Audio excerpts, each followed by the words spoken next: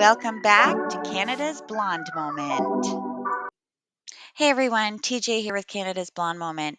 I have a video here I just want to share with you guys. It's Conservative leader Andrew Scheer. Like he's dropped a bombshell. He's claiming that, the Liberals are actually being looked into. And I guess this had happened right before Trudeau had prorogued Parliament. So though we thought that, he was proroguing Parliament for the sake of not facing a non-compete. Ooh, there's other things that have been asked of the Liberal Party that they just have not handed over. Take a listen. After 9 years, Justin Trudeau has shown that he's not worth the cost or the corruption.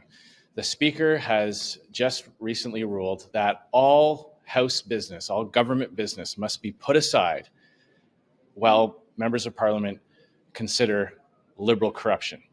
First, we had the case of the Green Slush Fund, the SDTC fund, where the Auditor General found over $330 million funneled to Liberal insiders' own businesses. She found massive conflicts of interest. Basically, these Liberal appointed board members who made the decision as to which companies got money, taxpayers' money, from this fund, were funneling that money to their own businesses or to the businesses of their close friends. So the Auditor General has blown the whistle on that, yet the government refuses to hand over the documents to the RCMP. The House of Commons passed a production order demanding that all documents, all information that the Auditor General uncovered, plus any documents that might exist in any government department related to this scandal, be handed over to the RCMP. The government is refusing, and as a result, the House will be seized with this corruption matter until they hand over the documents. And then we have the case of the other Randy, where a senior Trudeau minister is alleged to have been around the cabinet table while also involved in his own business's affairs. His business partner was summoned before a committee and refused to disclose all the information, refused to name who the other Randy is, refused to hand over all the documents and answer the questions that were put to him. And as a result, the House is seized with that motion as well. So what we're saying today is that the government will not be able to, the House will be staying on these corruption matters until the Liberals hand over all the documents to the RCMP.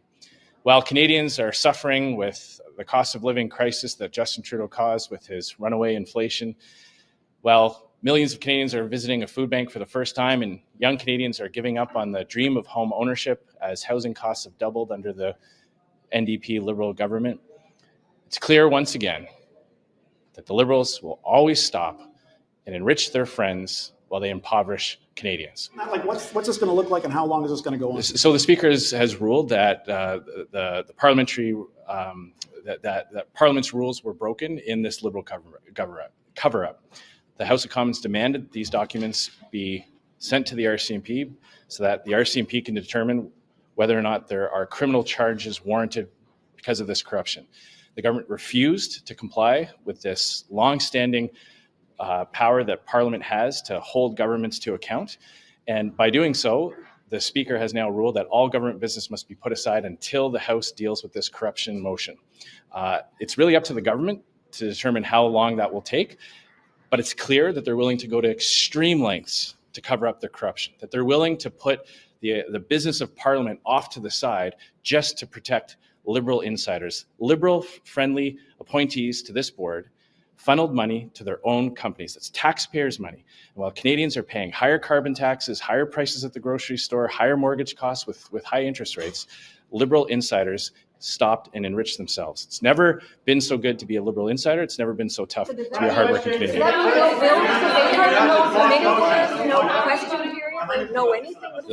This would be question period, but as to the business that the House debates every day, the Speaker has ruled that these corruption motions must be dealt with before any other business can be done. That's also a question for the government. They control when they assign days, and they control when the House can move on by transmitting the documents to the RCMP.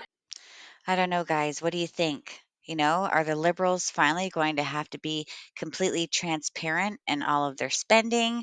Was it a reason for him to prorogue Parliament? Was it, perfect timing with them calling the non-confidence vote? Was it a coincidence? I don't know. I think it was something fishy swimming beneath the surface there. Anyway, what are your thoughts and views? Let me know. I just thought it was, pretty remarkable that this all happened. He prorogues Parliament at the time. I mean, we may have had him out by now. We wouldn't be doing the stupid Liberal leadership race, and Carney wouldn't be being placed in. Anyway, tell me your thoughts. All right. Bye. We are so glad you came. Bye-bye. Bye-bye. Bye-bye. Bye-bye now. Bye. Bye-bye. That was Canada's Blonde Moment, and I am out.